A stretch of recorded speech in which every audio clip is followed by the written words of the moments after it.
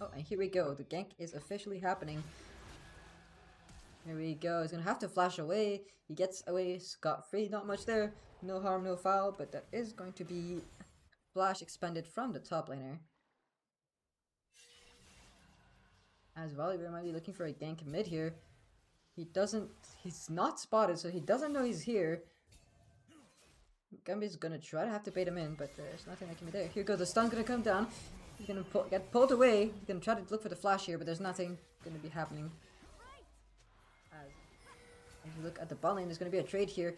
The hit's gonna be brought very low. Sejuani is nearby. She doesn't have ult yet. She's level 5. She's gonna try to do some more poke. Here he goes. He's gonna go in. Yeah, take assault into the flash. Gonna find the knockup. He's gonna flash away, but nothing.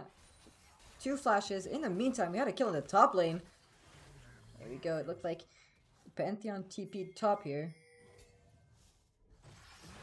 He gets pulled back first, and he gets into the ult, so he can't get away. He can't go back under tower and safety. He's still level 5.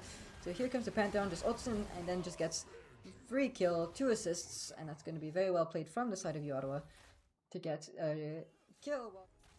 The uOttawa bot lane is here to contest. Oh, Volibear might be in trouble here. Durag is looking to collapse. The first one is going to go down. I'm not sure who got it, but looks like it might have been Sejuani to have secured that grub. Going to look to trade the 2 grubs, the 2 remaining ones, for that bot tower. As Yone is going to get some free hits, going to get a couple plates. A pretty good trade overall for the side of uOttawa. It's going to afford them prio, but Sejuani and Lucian are both here, so it's going to be a 4v4 if they decide to fight here. Pantheon is also mid. He's going to try to shove wave first, but the Drexel Dragons are looking to collapse on the Pantheon, but he's not going to push up too far. So he's going to shove wave in first. And here we go. The ultimate's going to go down. Fate Sealed is going to find the knockup. Dragon's going to try to ult away, but he's going to get finally shut down by the Soul Unbound second cast. As it's going to be a kill to the side of the Drexel Dragons and a free prio over the Dragon. It's pretty tanky at this point. But they might look to collapse here. MXT is mid. He does have the ultimate. Here we go. They're going to collapse here. The Chains of Corruption is going to land on to Milia. He's almost dead already. But he's going to be able to cleanse away and almost lives. He does live with only 300 HP. Here we go. They're going to try to look for more. He's in the arena. And he's going to go down very, very quickly.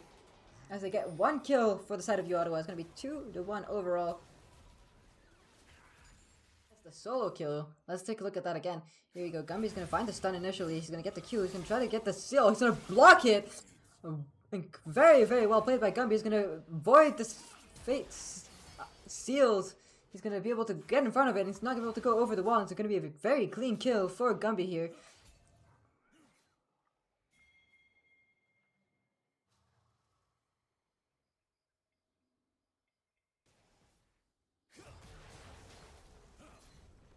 As it's going to give them a lot of damage onto that bot tower. They might look to get it so they can get that first tower and get the full feats, because they do have the first 3 kills. They're just looking for that tower, and it's going to be given over to uOttawa as they get the feats. Catch that wave and make sure that it doesn't push too hard into the tower. Although there might be a little bit of a gap here. They're looking to collapse. The TP is going to come down from both the Yone and the Gragas. Dragon's down to 2000 HP. It's going to be a smite fight here. It's going to be smited by Volibear. The Lucian call is going to come out, so it's going to be the Belt of Death. This Fate, the Fate Seal is going to go out. It's going to miss everything. Now they're going to try to turn on the Gumby. Gumby's a bit in trouble, but he's going to get the shield down. And the Flash Q is going to find Lucian. Next is going to go down. It's going to be Sejuani. They found the stun onto the Yone. The pullback is going to put him in deep trouble. It's going to be the 3rd member of the side of Drexel Dragons to go down. It's 3-0. And a 2nd dragon for the side of uOttawa. Very, very well played. The side of Drexel Dragons, they tried to look for a collapse here. There was a small window that they saw they could collapse here. The bot laners were going back to mid lane to catch the wave while Volibear was all on the dragon. They were looking to collapse there. Collapse, and then uOttawa managed to get the good play out of that, and they're just going to get free Archon, the new one, which collects all the flowers for you. They don't have bounties just yet. Pantheon is here. The Glacial Prison is going to land onto him. He's going to get cold as well. The Aegis Shield is not going to be able to keep him alive for long. He's finally going to go down. Drexel Flash as well. It's going to be the kill onto Gumby. The shutdown's going to be given. Mid tower here, they think they're on Baron, but here we go. They're here to collapse though. It's going to be a 4v4. Drexel's going to try to go in. He's going to get hit by the Heartsteel. There we go. The Realm of Death is going to land onto Emilio. He can't do any healing. He's just all alone. He's going to get 1v1 to death already. And now they're just going to keep going. Here comes the Grand Starfall. Is going to find one onto the Emilio. The Grand Cascade is going to knock back 4. But it's just not enough. It's just going to chase him down and get another kill. As that makes 3 kills for the side of uOttawa once again. As they're going to turn towards Baron and get it without any contestation from the side of the Drexel Dragons. There's not much I can do here. The Yone might be in trouble here. Still has to say, oh my god, Soul Unbound is going to pull back. Pantheon is actually going to get outplayed. He's going to try to use it Ignite, but he's not going to be there. And then it's going to be the kill for the Yone. Very well done by Casimir to get that kill there, but that's going to be at the expense of Baron. Have the Grand Starfall anyway, so he can't join the fight. They're looking to collapse mid. Here we go. The dash from the Cullen's going to hit a few minions. Not quite going to get the damage out of the Glacial Prison's not quite going to land, but it's still going to deal enough damage for the follow-up from the Lucian. Going to find the kill onto Varus. Meanwhile, Volibear is going to look to go bot. They're going to be try to defend the tower, but it's going to go down very quickly. And this looks like it's going to be the dragon for the side of the Drexel Dragons. That's going to be a tower, a kill, and a dragon. Very, very well played from the side of the Drexel Dragons. They get themselves back in the game as they get the dragon. So what the hell happened there? The pullback into the queue is going to... Oh, his dash got cancelled over the wall. The Grand Cascade got completely missed. And the Realm of Death is just going to claim him. As it looks like there might be a play in the bot lane here. He's not quite going to find anything. He's just going to ult away over the wall. The Realm of Death, you can just isolate one and you just get a free kill. And then it's even harder to kill him. Oh... Emilio might be in trouble here. He's going to get stunned up, but he's just going to be able to use the Empowered Blast Cone away. Can't hit Black's ult. The knock up onto Yehib is going to find the Q back, but that's going to be a very bad play. It's going to be rooted by the Chains of Corruption. He's not going to be... The Explosive Cascade is going to push all the way. Here goes the Stormbringer. He's going to land onto the Gragas, but it's not going to find quite anything as MXT on the Mordecai continues to take those towers. His mid lane tower is going to be down to 50 health. 50% health. The pullback's going to be there. He's going to be in the Realm of Death. There he goes. He's going to go after the Sidron. He's going to be only at 100 HP. He's going to finally go down. The poke's not going to be quite find anything. The Glacial Prison did miss. That's a lot of damage from the poke as they're looking for that mid tower and the mid inhib. And then probably either to move on to the Nexus towers or that bottom inhibitor, which is what they're going to be looking for. The pullback is going to miss as the Lucian's going to be able to dash away for free. And that's going to be 2 inhibitors taken by the side of uOttawa. As the vastly expanded lead with just this one play is going from around 5k to what is now a 10,000 gold lead for the side of uOttawa. And it's going to be so the strongest member aside from the Lucian on the side of the Drexel Dragon. So that's going to be a very belt loss. Here he goes. The Explosive Cascade into the Arctic Prison. It's not going to find anything. Here he goes. The Cole's going to find a lot of damage, but not quite enough. As they're going to disengage. But they have to because my MXT is just going to push down the mid lane. They're going to try to get the first tower there, but it's not much. And that's going to be able to put the pressure away from the top side as they're going to get to the top inhib towers and the top inhib as well as they posture for the Nexus towers. Both of them are going to get turned off by the Stormbringer. Now they don't have any defenses here. Emilio's almost dead. He's already going to go down in the Realm of Death. And next is Lucian. He's going to go down too. Now, Sijuan is going to try to do something, but it's not quite able to go away. The Realm of Death wasn't even used. I misspoke. As it was now used on the Gragas is going to get caught out. He's going to get killed with no defenses. The Fate Seal is going to find 2, but that's too little, too late. It's going to be uOttawa winning game 1 of the lower bracket semifinals.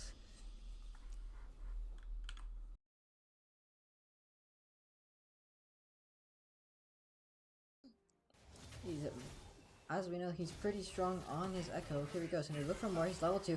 He's already going to find the slows. Gonna have to flash away. That's going to be a very good trade for Gumby in the mid lane. He's looking for more. He's gonna get the E proc and he's gonna get the Q to find a third hit. He's gonna very, very clean from Gumby. Oh, MXD is pretty low here. He's got a lot of heavy trading. He's gonna ghost. He's gonna pick up his axe. He's gonna find another. Is that a shield? Gonna get there. He's gonna try to look for more, but he's just gonna flash away. So it's not gonna be any kill found, but that's gonna be very good by MXT. Ghost for a flash, and then bot lane. It looks gonna be a collapse. There's no extra impact bringing anyone in. The bubble is going to stun. Very good stun. The Condemn is going to find a stun itself, and what the teams decide. Garnet is pinging mid. He might be looking for a gank. He's going to get spotted out by the ward. Devi is nearby to provide support herself.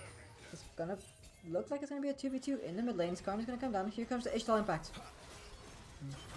He's going to get the Ishtal impact onto the wall. The shield from this stun is going to die. He's going to find his ultimate. He's going to get level 6. That's going to be huge. He's going to get level 6. He's going to do the reverse into a lot of damage. The Azir is going to go down. That's going to be 2 kills for the side of uOttawa as they get the feats of warfare. In the bot lane, that's a very low vein. They might try to look for something here, but they're just going to put down some vision, get the blends. Here goes the root. The Nami's all alone. They're going to try to look for her. The bubble's not going to land. It's going to land, but the spell immune is going to be there to protect her. Now Misfortune's there. It's going to find the Q, but that's not enough damage. The root's gonna come down again. The very heal is gonna play popped as he looks for just not enough damage to kill the Vayne. But the Skarner's here. He's gonna flash away from the root. Here comes the Ishtal impact. It's gonna get cancelled before he can go through the wall. There, but the support from the side of uOttawa is there too. So it's gonna be a 4v4. The Echo is in the back. It's gonna be a 3v4 until the Azir comes. But here he goes. The stun is going to land, so is going to be his full combo. That's going to be down to 40% HP, and now they're looking to collapse. Here goes the Ishtal impact. Nami's in trouble here. The Shurima shuffle is going to push him back into the condemn, into the wall. They're going to give the kill over to the Vayne. That's going to be a very easy kill. They turn and they collapse onto the out of position Nami to get a free kill there.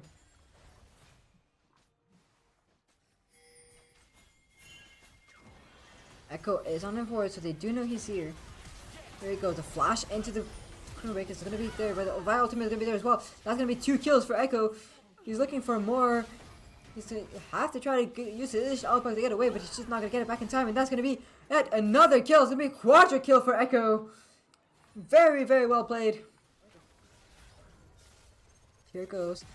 The convergence is going to go there. He's going to get the shield, but he's not going to get the stun. Here we go, the face dive into the Q. He's going to find the kill very quickly. There's nothing you could do. The Chrono Break is going to be there, but here comes the Ishtal impact. So not going to quite have the range to get him under the tower. So just going to be able to run away from with the face dive. Which is almost a full 6,000.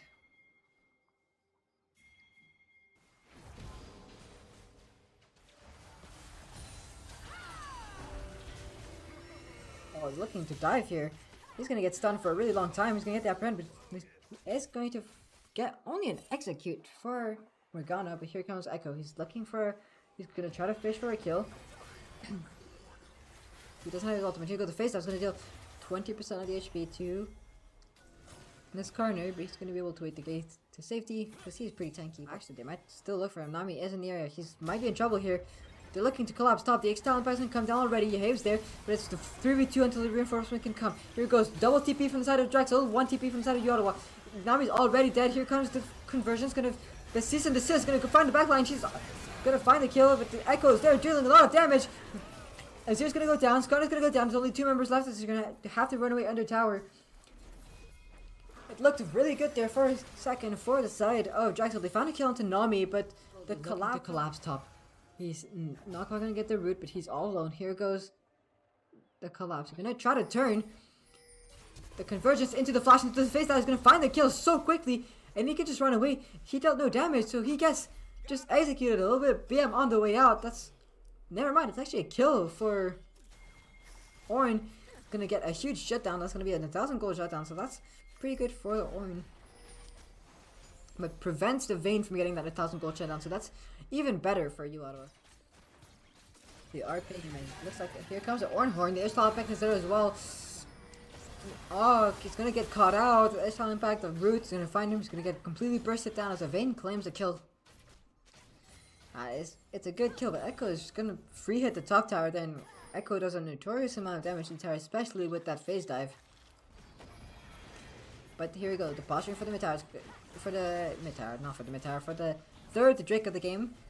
Drake may be in trouble here. He's a bit caught out, but they're not going to engage on him. It's a 3v4. He has to hop over the wall. It's down to 2.5k HP. He's not going to contest it, and he's going to go down as a gold bounty for the side of Drexel Dragon as they narrow down the lead to just about 7k. Oh, and Gumby is just taking that tower. That tower is already gone. There's nothing he can do. Oh, actually, it's going to be live for a little bit longer. But here goes. Chrono Break's going to bring it back to life. As he's going to keep getting the tower. In the meantime, there was a mid lane play that I completely missed. Let's take a look at that again. So here we go. So yeah, hey, watch it. Goes up the river. They don't have vision onto the Morgana. The Root's gonna find. Here goes the Initial Impact as well. The TP from the Azir is gonna get there to land. Your Have's gonna get 1v1. The Shurima Shuffle's not gonna quite there. I thought that was a kill on Nabi, but no, it's going to not quite land as he has to flash away.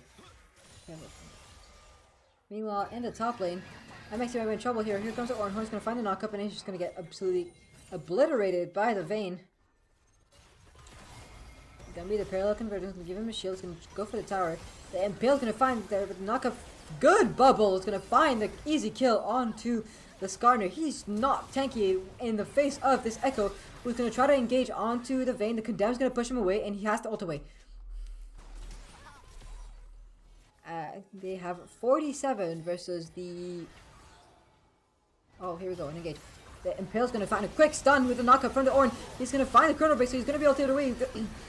The bullet time is going to find the Skarner. Now they're going to look for more. The parallel converter is going to stun the Orange. He's going to go down very quickly. The Condemn is going to find a kill. He's going to get one trade, but Vayne is going to get quickly out. Done, and he's going to go down very quickly. That's now his fourth kill. Azir's going to try to find something with the wall, but that's nothing. As it's going to be an ace for uOttawa. 10k gold lead. They're going to look for the inhibitor, and you might look for the end here. There's only 10 seconds on the Skarner, but there's 20 seconds on anyone else. They have the grubs, so they do have the grublets, or grublings, or whatever you want to call them.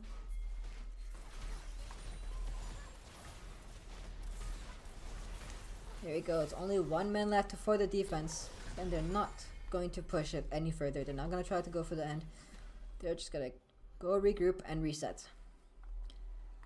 As the gold lead now balloons. But right now, she's nowhere near the fight. And if she's not near the fight, it could be really bad for the side of Drexel. The bubble is going to land. Here we go. The stun is there. So the Inch Impact is going to try to save the parallel conversion and go down. The Nami wave is going to accelerate him, but he's just not quite going to get there in time. They're going to ping the Baron. They're just going to turn for it. As Vayne looks for the bounty in the bot lane. To try and get some gold, more gold for herself. To try and 1v9 this game.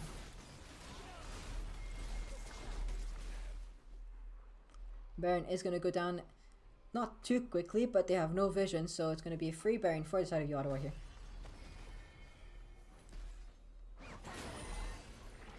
And here we go. He's looking for the Azir. The Islam Pack is going to threaten, but the phase dive is just going to obliterate him. There is just nothing they could do. 100 to 0 in less than half a second.